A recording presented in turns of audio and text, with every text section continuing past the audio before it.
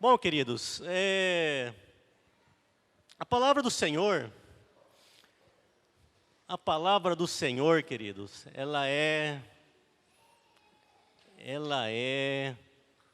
ela tem que ser algo que mexe conosco, queridos. Tem que nos causar reflexões. A palavra do Senhor, ela tem que causar divisões entre nós, em nós, não entre nós, em nós. Aquilo que eu pensava, quando eu pensava de um jeito. Os irmãos já perceberam que nós não somos pregadores de autoajuda, viu? Nem pregadores de mensagens bonitas. Nós somos pregadores da palavra de Deus, querido. E esse é um recado até para os novos pregadores aí. É importante que surjam, meus queridos, novos pregadores aí entre os irmãos. Mas a palavra tem que ser dada, querido. Aquilo que o Senhor coloca, aquilo que o Senhor ordena, tem que ser dado, querido. Igual o que o Gil falou hoje aqui. Aquilo foi para trazer divisão dentro de nós. Eu agia assim, agora eu vou agir como? Como antes, ou isso me gerou alguma divisão, alguma reflexão, algo que mudou meu procedimento? Então precisa disso, querido, né? Vocês sabem que no Velho Testamento, na época do Velho Testamento, o profeta, quando ele chegava numa aldeia ou num povoado, ele apontava lá em cima. E os moradores ali da região, eles saíam correndo. Eles iam ao encontro do profeta. E eles sempre faziam uma pergunta.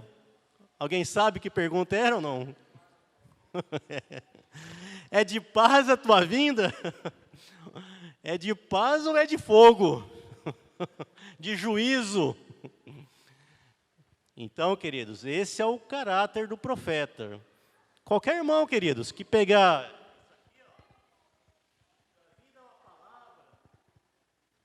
pode vir com caráter de profeta e dar a palavra do Senhor.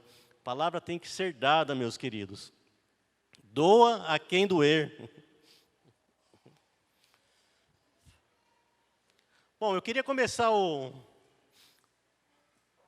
com vocês uma explanação que é uma continuação do que foi falado hoje de manhã.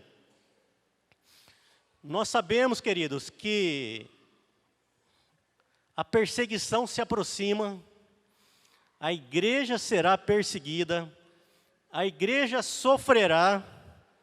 Não caiam em histórias de carochinhas, viu, que a igreja não passará por sofrimento. A igreja passará por sofrimentos. E eu queria explanar com vocês a história do Êxodo. Tem um dito popular que fala assim, ó, quem não conhece a história está condenado a repeti-la. Principalmente seus erros. Principalmente seus erros. Então, vamos conhecer, queridos, a história dos hebreus naquele deserto. Vamos estudar um pouco mais nessa noite. Os irmãos estão cansados não, né? Podemos seguir, falar bastante. Tem vários versículos para ler. É bom aproveitar essa época de retiro que o tempo fica mais propício a fazermos isso, queridos. E conhecendo o Êxodo, queridos, quando eles saem do Egito e eles vão para o deserto, é algo muito semelhante com o que vai acontecer com a igreja. Algo muito parecido com aquele povo vai acontecer com a igreja. Primeiro que larga tudo para trás, não foi assim, não? Eles largaram tudo lá.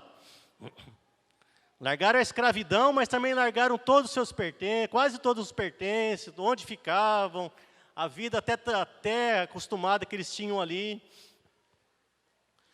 E nós, como igreja, nós também, queridos, nós vamos abandonar muitas coisas, muitas não, todas as coisas materiais nós vamos ter que abandonar.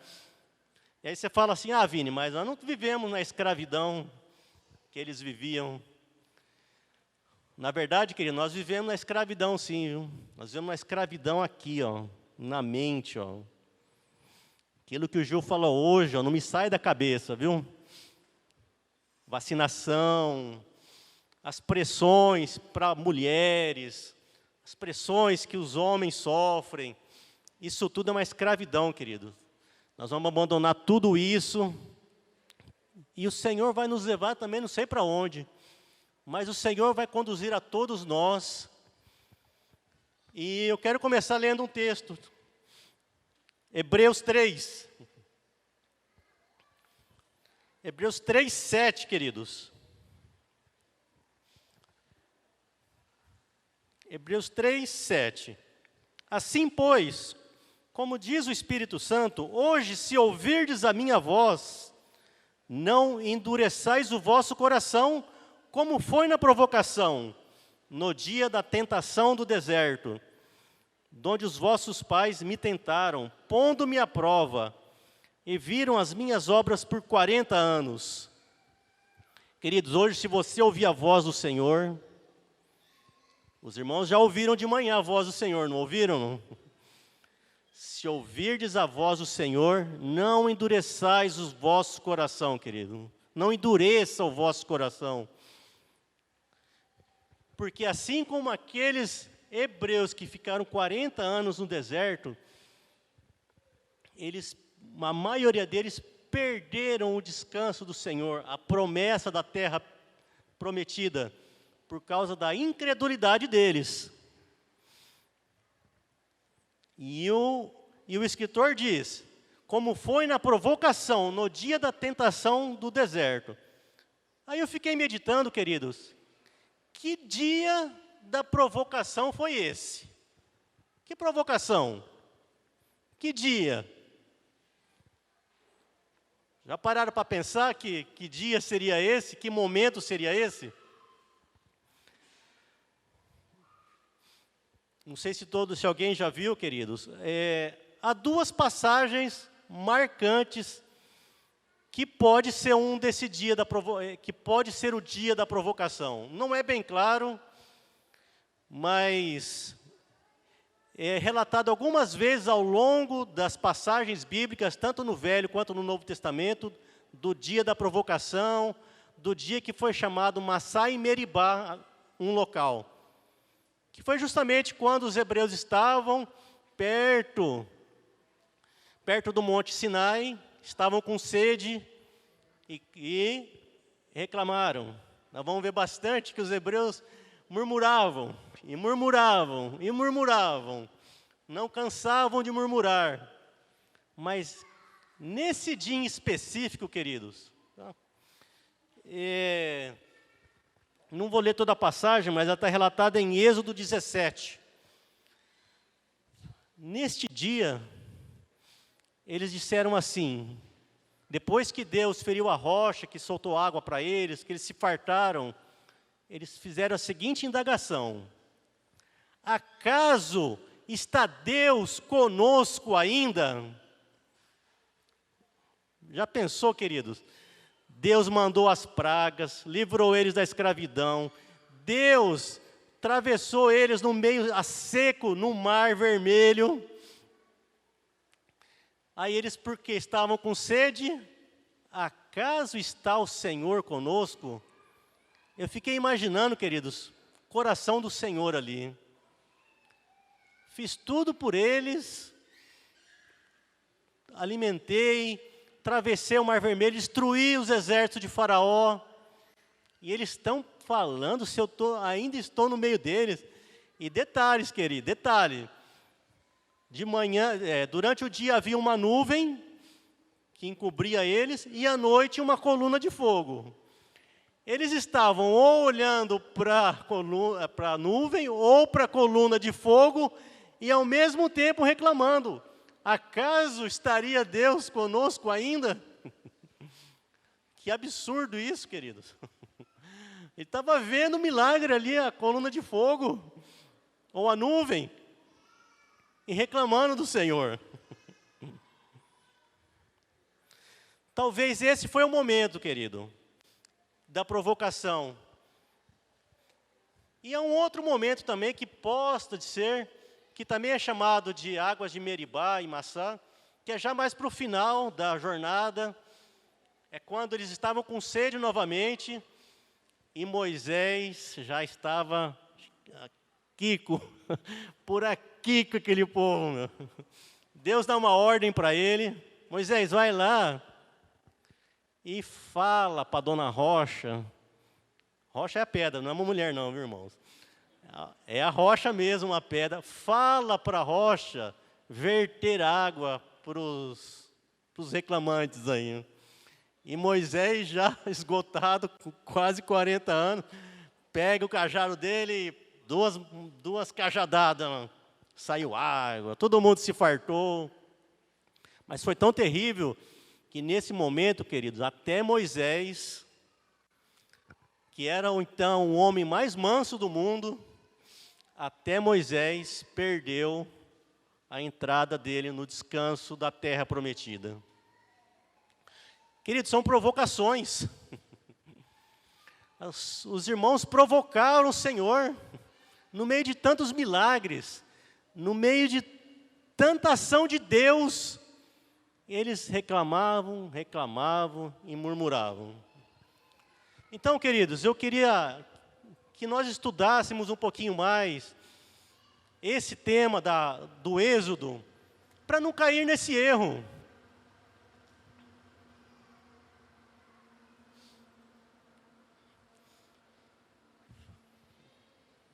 Para não cairmos, querido, no mesmo erro. Pode acontecer de nós estarmos na perseguição e reclamando. Com tantos milagres que vai acontecer e nós reclamando. Para isso, precisamos conhecer bem a história do Êxodo, tá? Isso só foi uma introdução, porque houve, queridos, várias provocações, na verdade. Na verdade, não foi só essas duas que eu falei, houve várias provocações. Irmãos, olha só, eles saem daqui do Egito, ó, aqui na terra de Gósen, e eles vão fazer esse trajeto aqui, ó. Acompanha essa setinha, ó. É o local mais aceito pelos estudiosos aí. Tá? E eles vão percorrer todo esse caminho. Aqui eles chegam ao Monte Sinai.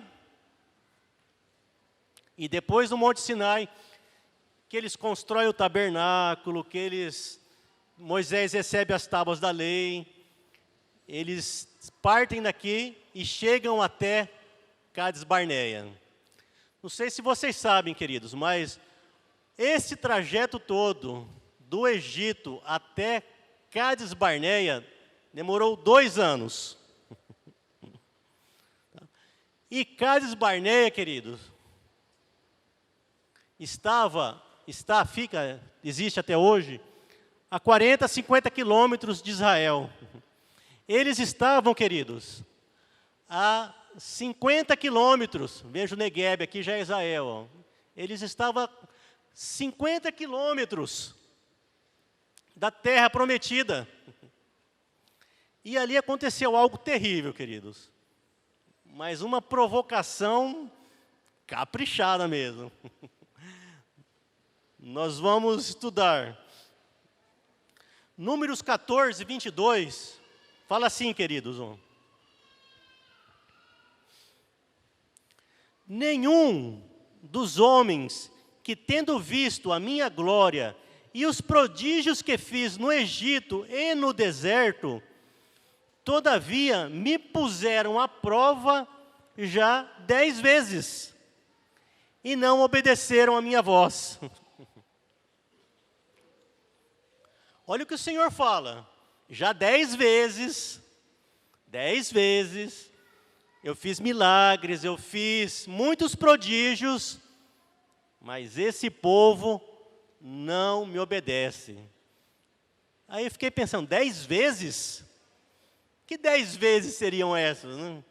Fui meditar, queridos, procurar ali na palavra, ver se tinha 10, 10 vezes. Se tinha 10 eventos de provocações, de pura provocação ao Senhor. Eventos que Deus fazia prodígios, livrava, alimentava, matava a sede, e eles reclamavam, eles murmuravam. São 10, queridos. Eu gostaria de passar esses 10 eventos com os irmãos. Vocês estão comigo ou não? Tem paciência? Aguentam? Vamos ver, querido, esses 10 eventos que tiraram o Senhor do sério. O primeiro deles foi a travessia do Mar Vermelho. Já na saída, eles saíram, estavam livres. E o primeiro incidente que tiveram ali, a primeira situação difícil, o que eles falaram? Pô, Moisés, não tinha túmulo suficiente no Egito para trazer todos nós aqui, diante do Mar Vermelho, para que morrêssemos todos? Provocação, querido.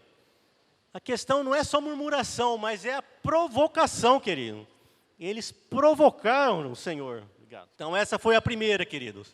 A travessia do mar. Mas Deus, com misericórdia, com paciência, sossega eles, e Moisés abre o caminho pelo mar.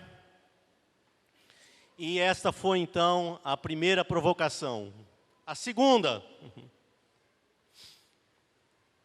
são as águas de Mara. O que são as águas de Mara? Eles acabam de atravessar o Mar Vermelho. Já no dia seguinte, ou alguns dias depois, tiveram sede. E eles chegam às águas de Mara, eles vão provar as águas amargas. O que acontece? Murmura? Não, mas ele não... Olha, Deus vai nos livrar dessas... Deus vai fazer alguma coisa por nós. Não, né, Carlinhos? Murmuram, provocam, queridos. Pô, Moisés, nós tinha água lá no Egito. Quiseram matar nós de sede e ficasse lá no Egito. Quanta provocação, queridos. Isso vem de um coração muito ingrato. Muita ingratidão ao Senhor eles tinham. O Senhor, com misericórdia de novo, vai lá, fala para Moisés. Moisés pega um galinho lá, joga nas águas, as águas ficam doces. Todos tomam, se fartam das águas, continuam o caminho. Terceiro, agora é o envio do maná. Por que o envio do maná? Porque eles reclamaram do que agora, Levi? Fome, comer, filho, isso mesmo. Mataram a sede, agora precisam comer. Mas não pediram para o Senhor. Eles vão fazer o quê? Reclamar, resmungar. Moisés, Moisés, quisesse matar nós de fome, deixava nós no Egito. Então Moisés ora ao Senhor e é enviado o maná. E todos os dias o maná vem, o maná sai para... Durante 40 anos vai ter o maná. Quarto, eles comem, se fartam do maná, do pão, mas sente falta de uma carninha. E aí, já cansei desse maná, Senhor. Não tem uma carne, eu quero carne. Lá no Egito tinha carne para comer. Tinha um rio, eu pescava. Reclamavam, murmuravam, provocavam o Senhor. Senhor, quiser matar nós de fome, com vontade de comer carne, ficássemos nós. Aquela ladainha de sempre, queridos. E foi aquilo sempre, reclamando. O que o Senhor faz? Novamente, o Senhor é misericordioso. Manda as codornizes. No outro dia o arraial está cheio de carne lá das codornizes. Eles se fartam, se alimentam. Quinta provocação, querido. São as águas de Refidim. O que são as águas de Refidim? Aquela que eu citei como o que eu penso que seja o dia da provocação. Esse seria o famoso dia que é falado durante toda a Escritura do dia da provocação. Eles estavam com sede e Moisés, sede, Moisés, que quisesse matar nós de sede, deixava nós no Egito, Moisés. Queridos, não dá para entender, né? Dá sim para entender, é muita incredulidade, é incredulidade demais. O Senhor é misericordioso, fala para Moisés, Moisés vai lá, bate na rocha, sai água, todos se fartam. Enfim, queridos, eles chegam ao Monte Sinai. Esse aqui, ó, eles saem aqui de cima do Egito, da terra de Gósen, e chegam ao Monte Sinai. Isso deve ter demorado, irmãos, de 3 a 4 meses. De 3 a 4 meses, eles ficam aqui no Monte Sinai. Perdão, eles chegam ao Monte Sinai. E o Monte Sinai, eles vão ficar em torno de 7 a 8 meses. Porque lá em Números fala que quando eles saem do Monte Sinai, que é no segundo ano, no segundo mês. Ou seja, eles ficaram até ali 1 ano e 1 mês. E aqui houve algo terrível também, queridos. Nesses meses aqui no Monte Sinai, é o 6º evento. É bem conhecido, acredito que a maioria já leu, já conhece. O fato é o bezerro de ouro. Moisés vai lá, fica 40 dias fora, 40 dias recebendo a lei. E o povo se cansa agora de esperar por Moisés. Vai murmurar com Arão agora, né? Ó, cadê o libertador? Cadê o nosso libertador? Faz um Deus para nós aí, Arão. Arão vai, constrói lá, funde o ouro e faz o bezerro de ouro lá. Essa foi uma provocação séria, querido. Porque aqui eles estavam ofendendo a santidade de Deus.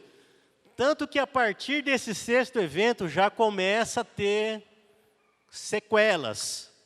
Começa a ter consequências. Moisés volta do monte, destrói lá o bezerro, e ele fala, ó, quem quer adorar esse bezerro, fica para lá. E quem quer o Senhor, fica aqui comigo. Esses que escolhem o bezerro, eles são mortos. Moisés levanta os levitas e são mortos ao fio da espada. Por ordem do Senhor, por ordem de Moisés. Aqui não tem só a misericórdia do Senhor, começa alguns juízos já. Faço um parênteses aqui, viu, irmãos? Estão comigo aqui, né, queridos? O Senhor nosso, Ele é maravilhoso. Ele é misericordioso, não é? Vocês concordam? Mas o Senhor é juiz também, queridos. Não abusa da sorte, sorte entre aspas, né? Não abusa de continuar no erro e falar, o Senhor vai me perdoar sempre. O Senhor pode trazer juízo, como trouxe para esses aqui a partir desse momento. 7º evento, queridos. Agora eles saem. Passado 1 ano e 1 mês, eles vão sair aqui do Monte Sinai e vão em direção à Terra Prometida. Mas logo aqui na saída, no começo da caminhada, que eles vão chegar até perto da Terra Prometida, bem aqui no começo, queridos, há uma outra murmuração bem forte, bem pegada mesmo, viu? Eu esqueci de mencionar os textos, tá? A travessia do Mar Vermelho é Êxodo 14, as águas de Mara é Êxodo 15, 22.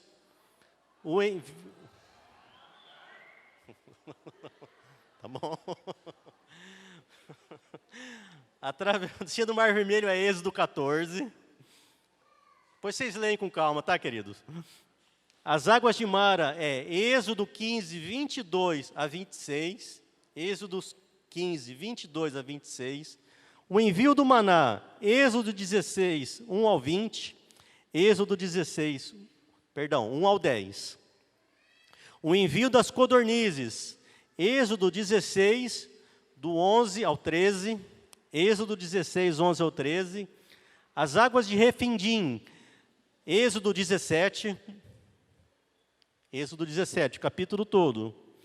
O bezerro de ouro está relatado em Êxodo 32. E esse sétimo evento, queridos, está em Números. O livro de final de Êxodo, Levíticos e começo de Números, é tudo nesse um ano aqui, ó.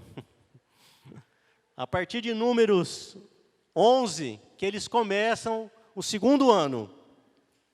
Eles saem do Monte Sinai e começam, queridos, muitas queixas. E aí, eles começam a reclamar assim: Moisés, que saudade dos melão, Moisés. Aqui não tem melão. Aqui não tem cebola, Moisés. Alhos silvestres. Queridos, com um ano, vejam vocês, em um ano, eles já tinham saudade dos alhos, das cebolas, dos melões. O Gil falou hoje, vocês estão lembrados que a perseguição nossa serão 3 anos e meio. Com um ano, como é que você vai estar nesse tempo, querido? Você vai ficar reclamando lá? Ai, Senhor, que saudade da minha comidinha, não foi isso, Gil, né? Que saudade da Netflix. Que saudade, Senhor, de levar a criança na escola, de levar a criança no country. Lá em Lins é o country, né? Aqui eu não sei como é que é, se tem algum clube famoso, né? Que saudade do meu trabalho, Senhor, de eu ir lá, cumprimentar as pessoas. Irmãos, eles não demoraram um ano para ter esse sentimento. Eles estavam na presença de Deus todos os dias, vendo todas as maravilhas, todos os prodígios, queridos. E reclamando, a cebola, Senhor. Deus também se ira. Queridos, isso é outra provocação. O Senhor se ira novamente. Começa a vir um fogo nas extremidades do arraial, e muitos ali já morrem, já começam a ter os juízos. Oitavo está relatado em Números 11, do 10 a 35, que é um segundo envio de codornizes. Eles reclamam novamente: Senhor não, reclamava Moisés, né? Moisés, não quer carne, Moisés. Irmão, já pensou, a gente gosta bastante, nós gostamos, né? Falo por mim, viu? Não sei vocês, né? Daquele churrasquinho, né? Um churrasco gostoso. Pessoa, em um ano de perseguição, você fica lá. Que saudade daquele churrasco do Ricardinho, daquelas comunhões. Oh, Senhor. Eles estavam dessa forma, querido.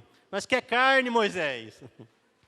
E ali foi algo tão terrível nesse momento, queridos, que Deus se irou tanto com eles, que assim, diz a Escritura, que as codornizes nem chegaram direito ao arraial, eles já estavam pegando, destroçando e comendo ela. Ali usam uma expressão que eles comeram até pelas narinas. Deus ficou indignado com isso. Manda uma praga, muitos morrem ali já. Lembrando, começa a ter juízos.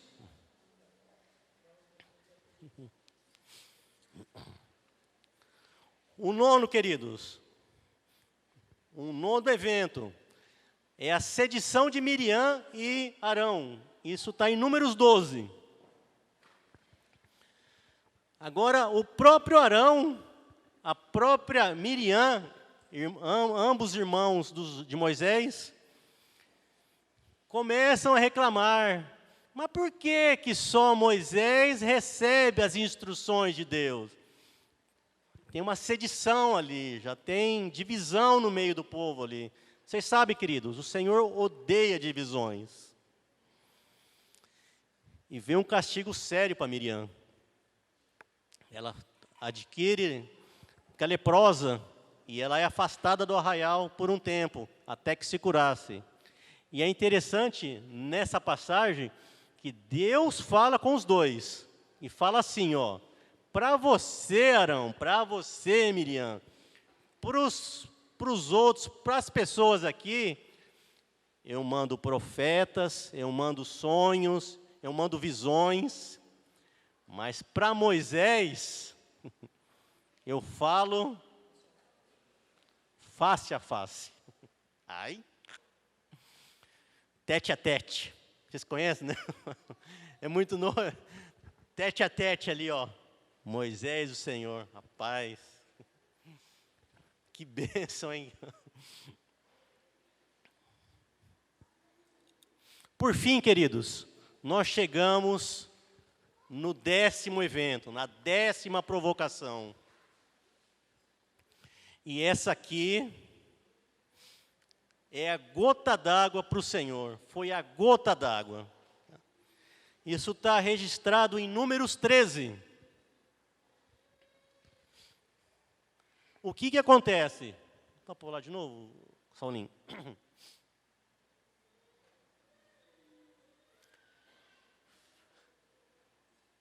Eles estão aqui, ó. Eles chegam em Cades Barneia, a 50 quilômetros da terra prometida, do Negueb. Estão aqui, ó, às portas. O que eles decidem? Ó, vão lá espiar a terra. Moisés manda 24 homens, 2 de cada tribo. Vocês vão lá, olha como é que é, e passa para nós aqui para a gente saber qual o procedimento que a gente vai ter para entrar nessa terra. E aí vocês sabem, né, queridos? Os espias vão e eles encontram a terra fértil, o local é maravilhoso. Um cacho de uva era carregado por 2 homens.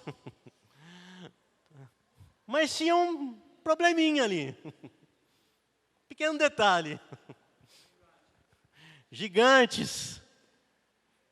Não vou entrar na seara aqui de como que eram esses gigantes, né? Se eram gigantes mesmo. Mas eram pessoas que aterrorizou esses espias. Eles, quando viram esses homens, eles ficaram apavorados. Eles ficaram desesperados. O que eles fazem? Eles voltam para o arraial, ali em Cades Barneia, e eles organizam, queridos, uma revolta e fala: lá tem gigantes, nós nunca vamos conseguir conquistar essa terra prometida que o Senhor nos prometeu. Foi uma provocação, queridos, ímpar. Nós não conseguiremos. E com isso, querido, todo o povo se revoltou. Eles ficaram revoltados. Novamente, porque não tinha sepulcros suficientes no Egito para que chegássemos aqui para morrermos pelas mãos dos gigantes. Dos 24 homens, dos espias, apenas 2 não entraram nessa vibe aí, viu? Eles, pelo contrário, esses 2, Josué e Caleb, eles tentaram apacentar toda a revolta que teve ali. Mas, queridos, a partir dali, veio a sentença do Senhor. Aquele momento ali de Cades Barneia, o Senhor deu a sentença: estes não entrarão no meu descanso. Não. entrarão na terra prometida. Então todos de 20 anos para cima, com exceção de Josué e Calebe, não iria entrar na terra prometida. O que Deus faz? Vocês vão andar 38 anos agora. Lembre-se, eles tiveram 2 anos para chegar aqui. Vamos imaginar que 1 ano mais eles chegaram, eles conquistassem a terra prometida. Mas uma viagem, queridos, de 3 anos, por causa desta provocação, eles demoraram 40. E aí, então, eles ficam aqui, nesse círculo. Ó. Eles ficam aqui, 40 anos. Ó. Eles vão pelas montanhas de Edom e vêm por aqui. Aqui ó, já é bem na fronteira com Israel. Tanto que Arão morre por aqui, Monte Or. E eles ficam rodando aqui, 38 anos, até que fossem morrendo. E aquela geração vai passando, vai morrendo, vai morrendo. 38 anos, querido, por causa da 10ª vez que provocaram o Senhor.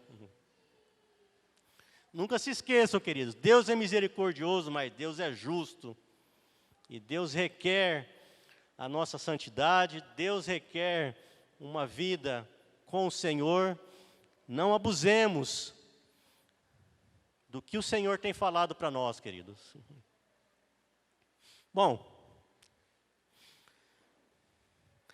Deuteronômio 2:2 diz assim: então o Senhor me falou dizendo, tendes já rodeado bastante esta montanha, virai-vos para o norte. Então, 38 anos depois deles rodarem por aqui, queridos, a hora que eles chegam são essas as montanhas. O próprio Senhor se cansa. Não, chega. Aí eles vão passar daqui e vão seguir até a terra prometida, que é pelo caminho de Jericó. É outro caminho, que é o caminho que nós conhecemos, que eles fazem depois, lá relatado no livro de Josué. Mas não vamos entrar nisso não, querido. Queria que os irmãos entendessem como que provocar o Senhor traz consequências ruins. Tá? Deuteronômio 2:14. O tempo que caminhamos desde Cádiz Barneia, Deuteronômio 2:14. Aqui, ó. O tempo que caminhamos desde Cádiz Barneia até passarmos o ribeiro de Zared, que devia ser por aqui, foram 38 anos, até que toda aquela geração dos homens de guerra se consuma no meio do arraial, como o Senhor lhes falaram.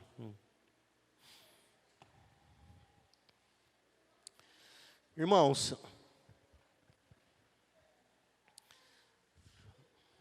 nós temos que entender bem esse quadro todo, conhecer bem essa história, essas provocações, para não cairmos no mesmo erro. Eu queria entrar agora numa segunda parte, tá? Como que vai ser como que seremos na nossa perseguição? Na nossa não, né? A que seremos submetidos. Como vai ser o nosso procedimento? Irmãos, antes de passarmos para a segunda etapa, vamos fazer uma revisão das 10 provocações. 10 vezes que aquele povo não só murmurou, mas levou o Senhor à ira, provocação. A travessia do Mar Vermelho, as águas de Mara, o envio do maná, o envio das codornizes, as águas de Refindim, o bezerro de ouro, fogo nas extremidades do arraial, o novo envio de codornizes, a sedição de Miriam e Arão e o envio dos espias. Irmãos, Nós só falamos do passado. Podemos falar um pouquinho do futuro agora. Vocês estão comigo? Tem paciência? Vocês falaram sim, eu.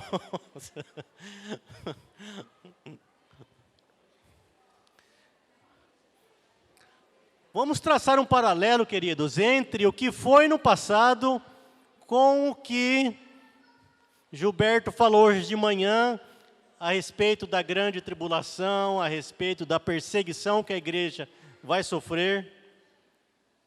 Mas antes disso, queria fazer uma pergunta para vocês, né? O que vocês acham, ou por quê? Estão comigo? Por que aqueles irmãos hebreus, vendo tantos milagres, eles viam tantas coisas, e a nuvem de dia, e a coluna à noite, viam a presença de Deus, e por que eles sempre eram incrédulos?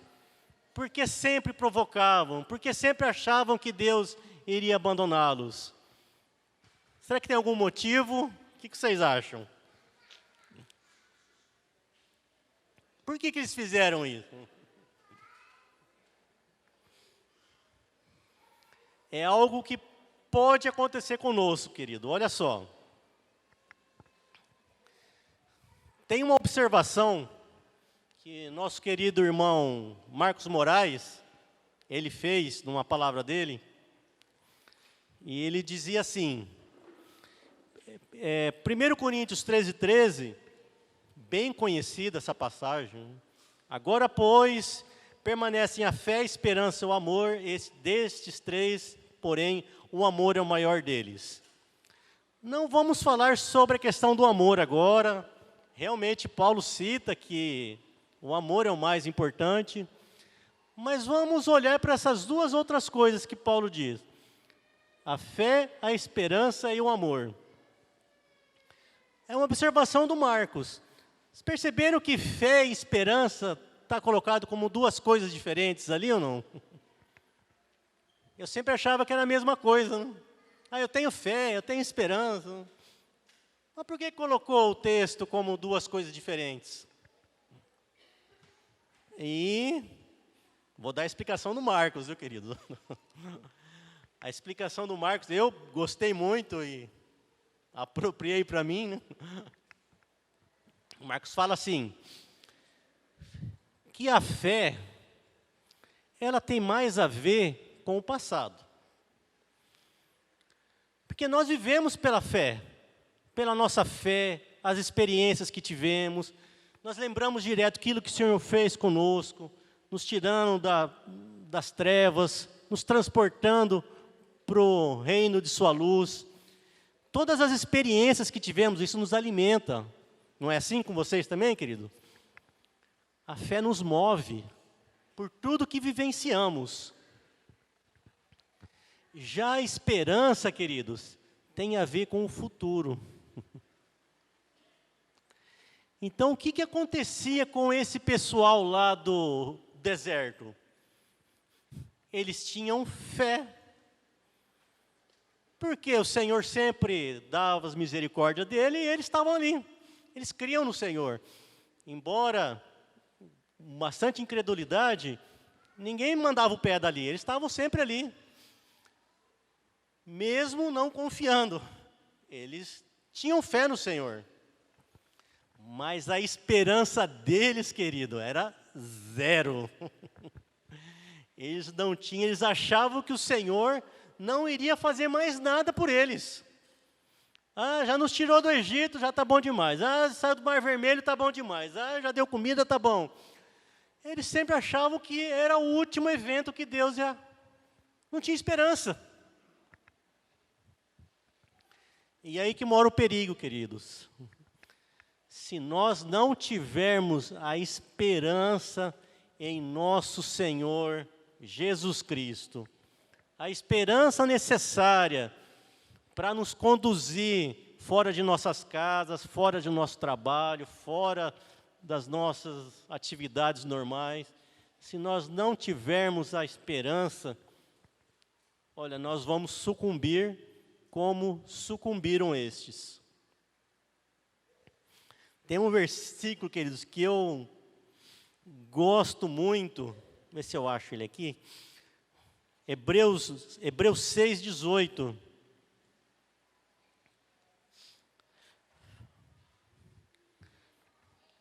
Para que, mediante duas coisas imutáveis, nas quais impossíveis, Deus minta, forte alento, tenhamos nós que já corremos para o refúgio, a fim de lançar mão da esperança proposta, a qual temos por âncora da nossa alma.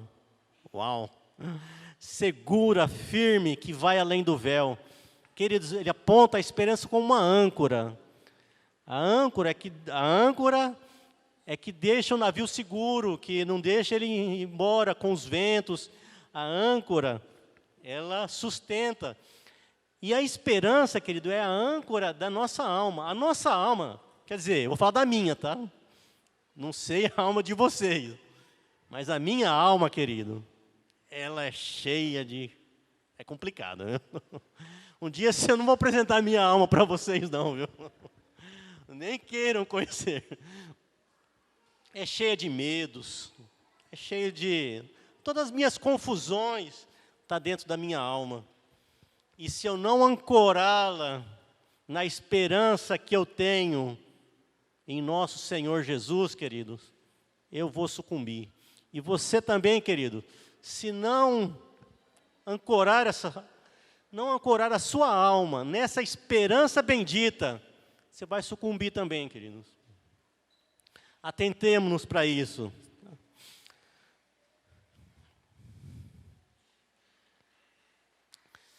Então agora, nós seremos perseguidos, nós seremos, em algum momento, privados de nosso trabalho, na nossa aposentadoria. Eu sempre falo isso aí, o Gil falou aí também. A primeira coisa que vai se fazer, queridos, é tão simples. Lá nos cadastros governamentais, vai ter um campinho lá de cristão. E vai ser sim ou não. Se você informar sim, já pode esquecer a aposentadoria, vai ser a primeira coisa que vai cortar, meu.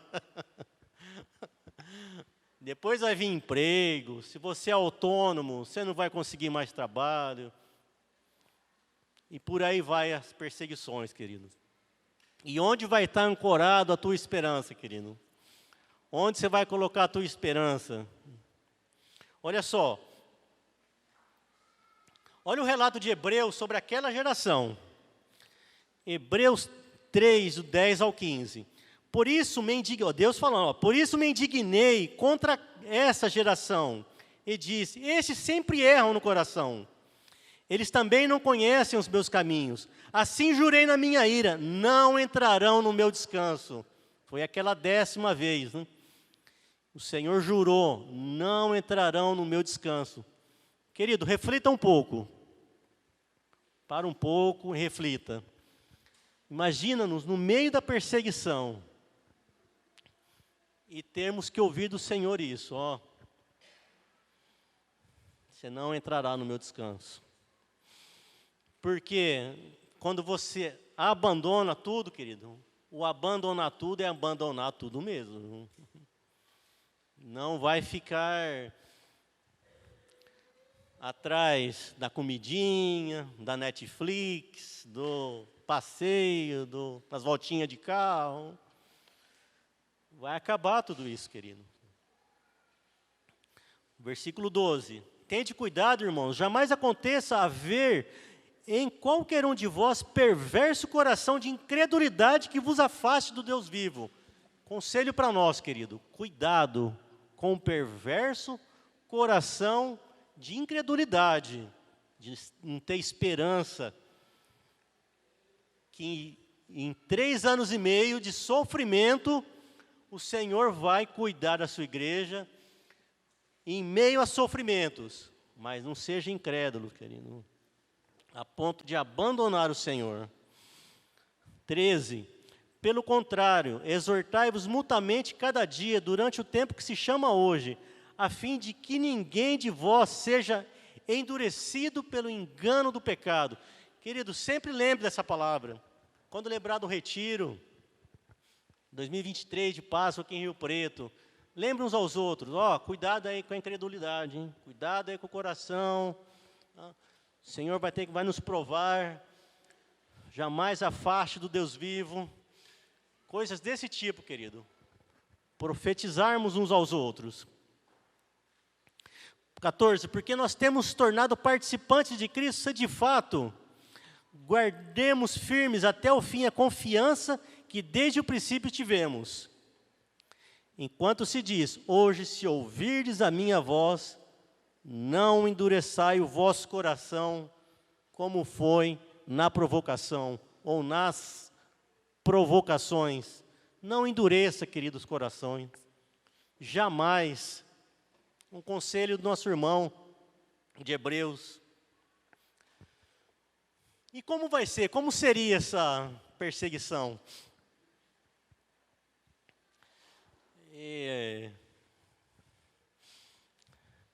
Eu vou dizer algo para vocês, queridos. Espero não chocar os irmãos. Mas quando eu ouço falar que seremos perseguidos, eu fico desesperado, queridos. Confesso para os irmãos. Vai ser uma alegria, o Senhor vai estar lá. Mas eu me preparo sempre, queridos, para que suporte, para que eu aguente, para que eu suporte, para que esteja realmente preparado.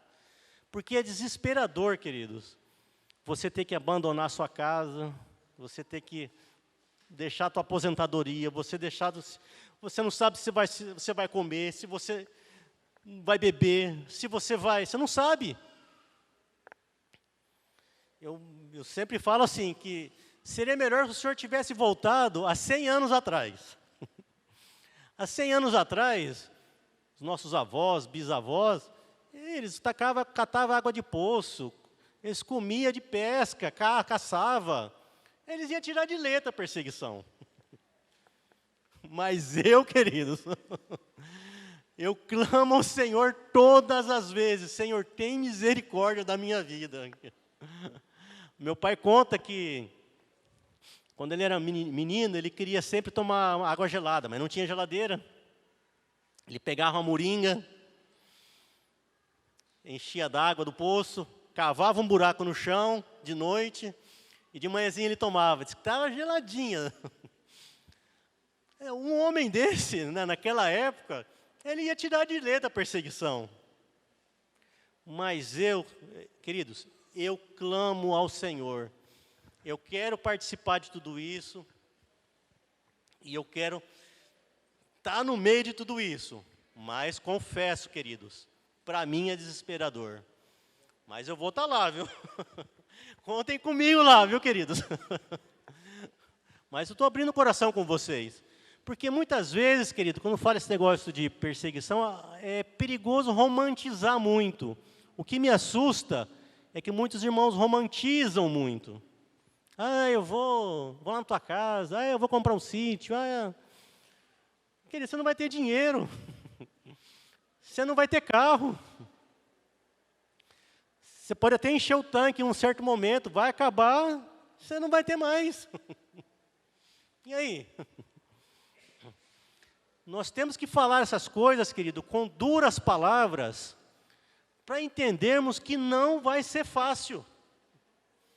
Não vai ser um romance, vai ser duro.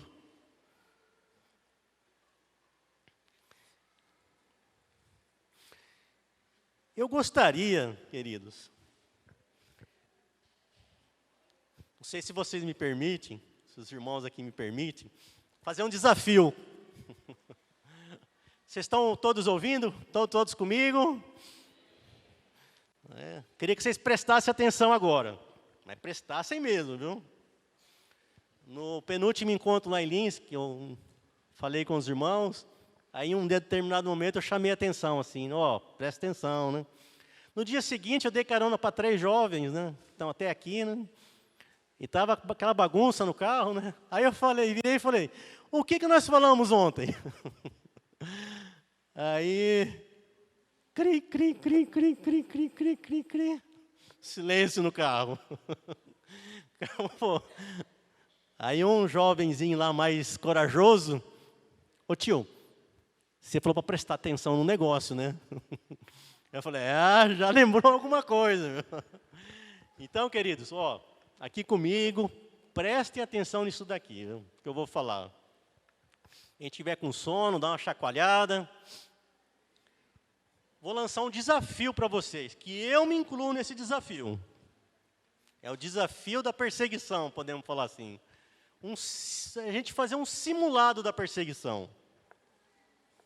Mas nesse simulado, tá, não precisa ser de fato, tá? Quem quiser se arriscar, fique à vontade. Mas mentalize, pelo menos. Mentalize como seria esse desafio. Como você conseguiria passar por ele?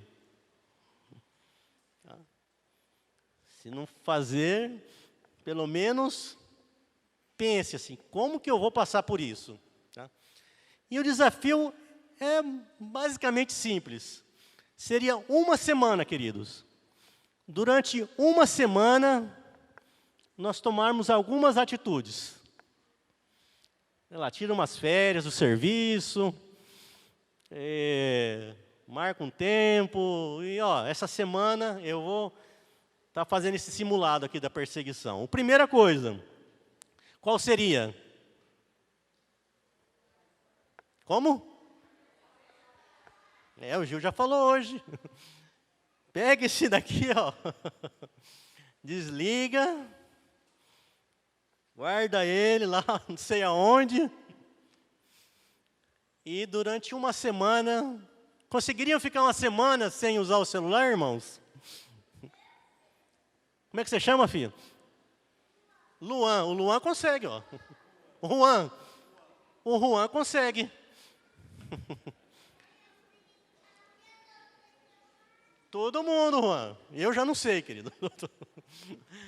Eu fico desesperado, confesso, eu fico desesperado. Falando, vou ter que ficar. E olha, que coisa mais besta, né? Nessa semana, querido, então, ficaria uma semana sem o celular. Você também ficaria uma semana sem andar de carro. Guarda ele na garagem. Tudo que tiver que fazer, a pé. E aí?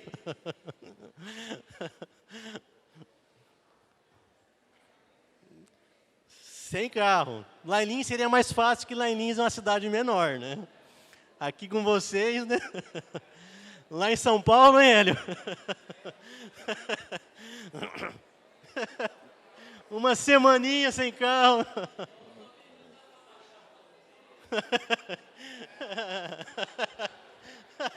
Um dia, né, Gil? Boa.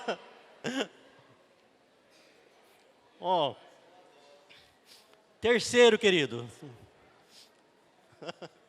Não, é simulado da perseguição. É simulado completo, Hélio. Irmãos, terceiro. Vai na sua casa. Toda casa tem lá um botãozinho, chama disjuntor. Vai lá e faz plec. Disjuntor geral. Fica uma semana sem energia elétrica.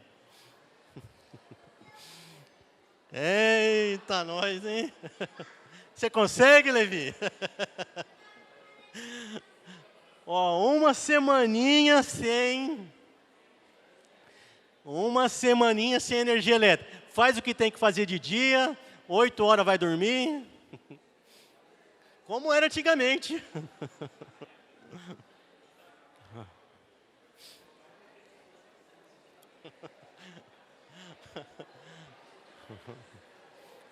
Estão comigo, irmãos? Tá bom o desafio, ou para por aqui, ou continua? Vai mentalizando essas coisas, mentaliza. Como seria a minha vida nessa semana sem tudo isso aqui? Vamos para a próxima. Nesta semana, desliga a chave geral da água também. Pensa assim, você vai ser perseguido, você talvez não tome banho. Talvez você encontre um riozinho, igual tem a represa aqui. Ó, aqui de Rio Preto, hein? Se vocês quiserem tomar banho nessa semana, vai na represa. Vai tomar no rio ali, ó. Vocês têm o Tietê, né?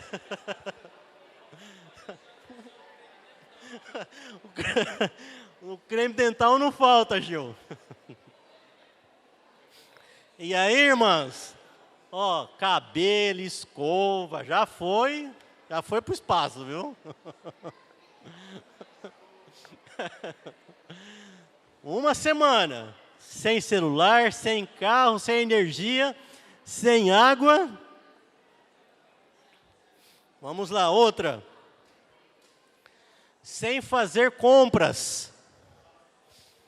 Vai comer o que tiver em casa. Acabou nessa semana, no terceiro dia. Acabou. Ou então, fazer uma refeição por dia. Vamos padronizar. Nessa semana, fazer uma refeição. Queridos, na perseguição mesmo, sabe-se lá se vocês vão ter uma refeição no dia para fazer, viu? Pode ser, como o Gil falou, que seremos sustentados. Mas no exercício da nossa fé aqui, querido, nosso simulado, fique uma semana com uma alimentação por dia, uma refeição.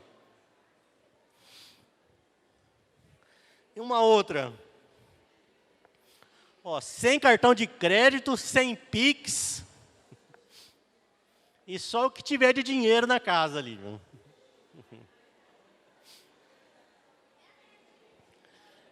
Está aí lançado o desafio, queridos. Agora é com vocês aí, ó. Sabia que no Velho Testamento era assim também, viu? O profeta vinha, todo mundo ficava desesperado, ele dava a palavra, ó. Vocês se viram aí com a palavra, ó. E eu volto para mim, Zélio. E vocês ficam aí com esse simulado, viu, querido? Não, é tudo junto, tô nessa também, viu? Todos juntos, querido. Tem grande dose de brincadeira isso que eu estou falando, amados. Mas a seriedade é grande da dificuldade que vamos enfrentar. Por isso que eu falo, não sei vocês, eu fico desesperado. Eu ficaria desesperado com essa semana. Mas, querido, nós temos que nos unir, falar mais sobre isso, nos animar mais sobre isso, porque vai ser assim. Não vai escapar disso. Não vai ter outra saída. Então, queridos, quando chegar o momento, com toda a sinceridade do coração, vamos seguir o Senhor e abandonar tudo? Sim ou não? Quem sim, levanta a mão.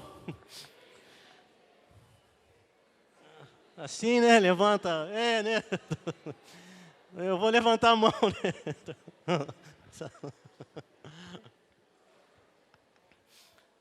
Vamos. Amém, irmãos. Me perdoem a brincadeira, viu? Mas nessa brincadeira tem muita seriedade escondida nesse meio aí, viu? E eu quero que vocês prestem atenção nesse simulado, como vai ser a nossa vida na perseguição, querido.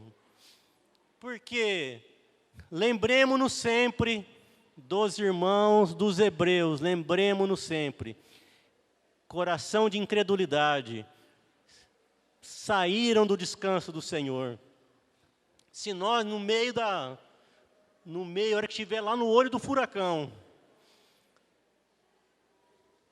se formos incrédulos como eles, se não tivermos esperanças, nós vamos ser os próximos murmuradores, os próximos provocadores do Senhor, e possivelmente perdemos o descanso eterno com o Senhor. O Senhor nos livre disso. O Senhor nos anime, nos encoraje. Então, queridos, eu queria assim que cada um de vocês lembrassem disso, encorajassem uns aos outros. Vai ser difícil, vai ser complicado.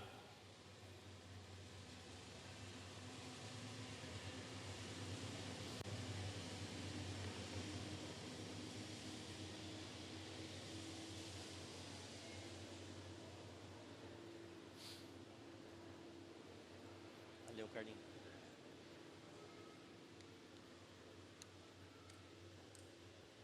Vai ser difícil, vai ser muito difícil, vai ser complicado, mas assim como o Senhor estava com eles, de dia, de noite, em todo momento, o Senhor vai estar conosco, queridos.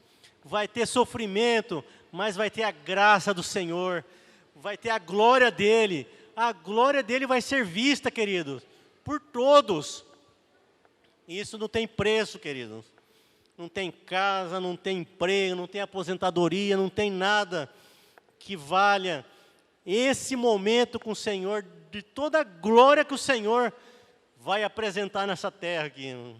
Eu quero estar ali junto, com meus medos e tudo, com meu desespero e tudo, mas eu quero estar lá.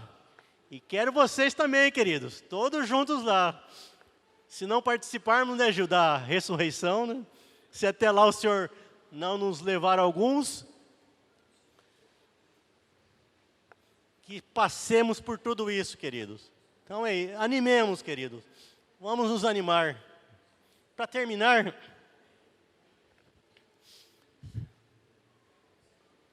só vou repetir Hebreus 3,19. Vemos que não puderam entrar por causa da incredulidade. Guardem essa palavra, queridos, incredulidade. Jamais sejamos incrédulos. Jamais percamos a esperança em nosso Senhor Jesus Cristo. E em todos os eventos que vai ter a sua volta, na sua volta, ao redor da sua volta. Fecha teu olho.